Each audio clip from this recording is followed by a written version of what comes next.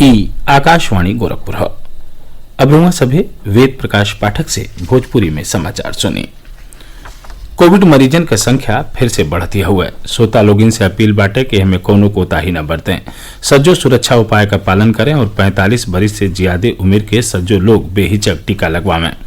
सुरक्षित रहें और ये 3 गो आसान उपाय का पालन करें। मास्क लगाएं, 2 गज दूरी हवे जरूरी, सुरक्षित दूरी बना के रखें, हाथ और मुंह साफ रखें। और अब समाचार। भारतीय आयुर्विज्ञान अनुसंधान परिषद के एगो अध्ययन में पावल गईल हो कि अपने देश में बनल कोरोना का टीका कोवैक्सीन वायरस के डबल म्यूटेंट स्ट्रेन बदे प्रभावी हो। भारत के कुछ इलाकन और कई गो औरियो देशन में मिलल गल डबल म्यूटेंट स्ट्रेन SARS-CoV-2 के प्रति एके प्रभावी पावल गईल हो। राष्ट्रीय वायरोलॉजी संस्थान बतौले हो कि कोवैक्सीन में ब्रिटेन और ब्राजील के वायरस के निष्प्रभावी कैले का क्षमता हवे। प्रदेश सरकार 1 मई से 18 बरिस से बेसी उम्र के लोगिन के मुफ्त में कोविड टीका लगौले का फैसला कैले हो।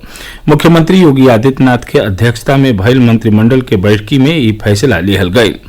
मंत्रिमंडल 18 बरिस से बेसी उम्र के सज्जो लोगिन का टीकाकरण शुरू करे बदे प्रधानमंत्री नरेंद्र मोदी के धन्यवाद दिहले हवे। बैठकी के बाद जारी बयान में कहल गयल हो कि राज्य सरकार अपने संसाधन से टीकाकरण कार्यक्रम के आगे ले जाई। मुख्यमंत्री कहना कि प्रधानमंत्री के फैसला से बेहतर कोविड प्रबंधन में और कोरोना संक्रमण के हरौले में मदद मिली। आज सिविल सेवा दिवस हो। जनसेवा में खुद के समर्पित करे बदे सिविल सेवा हर साल ई दिवस मनावेले। ई दिन बदलत समय के चुनौतियन से निपटले और भविष्य का रणनीति तय कैले का अद्भुत मौका देला। राष्ट्रपति, उपराष्ट्रपति और प्रधानमंत्री सिविल सेवा दिवस के मौका पर अधिकारियों के बधाई दिले हमें। एगो ट्वीट में राष्ट्रपति कोविंद कहना कि हमनी का अधिकारी तंत्र बहुत मजबूत हो और कोविड-19 के खिलाफ लड़ाई में हमनी का अधिकारी महात्म वाला भूमिका निभा रहा हमें। सीएम वेंकैया नायडू एगो ट्वीट में कहना कि 1947 में अजुए के दिन सरदार पटेल लोक सेवकन के भारत का स्टील फ्रेम का संज्ञा दिले रहने। प्रधानमंत्री नरेंद्र मोदी कहना कि सिविल सेवा अधिकारी देश के अलग अलग इलाकन में काम करत नागरिकन का सेवा और राष्ट्रीय प्रगति खातिर अथक प्रयास कर रहा हमें। सूचना और प्रसारण मंत्री प्रकाश जावड़ेकर लोक सेवा दिवस के मौका पर राष्ट्र निर्माण में अग्रणी भूमिका निभावे वाले और लगातार कठिन परिश्रम करे वाले लोक सेवकन के बधाई दिले हमें।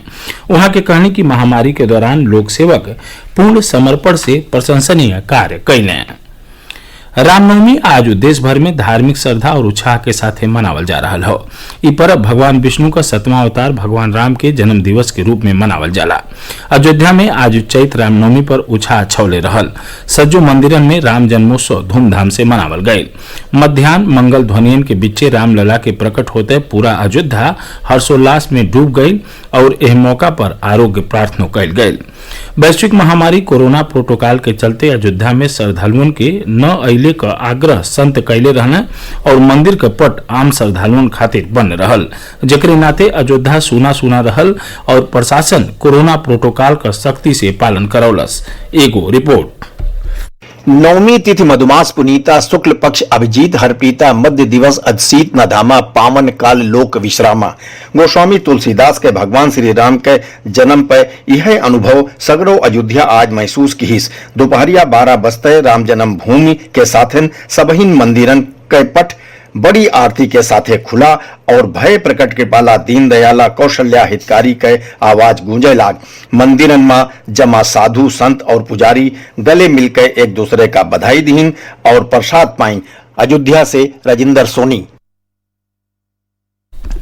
राष्ट्रपति, उपराष्ट्रपति और प्रधानमंत्री देशवासियन के रामनवमी के मौका पर बधाई दिले हमें। राष्ट्रपति अपने संदेशा में कहले हमें कि यह पर्व से न्याय और मानवीय गरिमा खातिर लगातार कोशिश करत रहले का हमनी के संकल्प के मर्यादा पुरुषोत्तम श्री राम के आदर्श से संबल मिलेला। उपराष्ट्रपति श्री नायडू अपने संदेशा में कहले कि रामनवमी का पर्व हमनी के मर्यादा पुरुषोत्तम भगवान राम के आदर्श जीवन का याद दियावेला और उनके ओर से देखावल गई अच्छाई के राह पर चले खातिर प्रेरित प्रेरित करेला।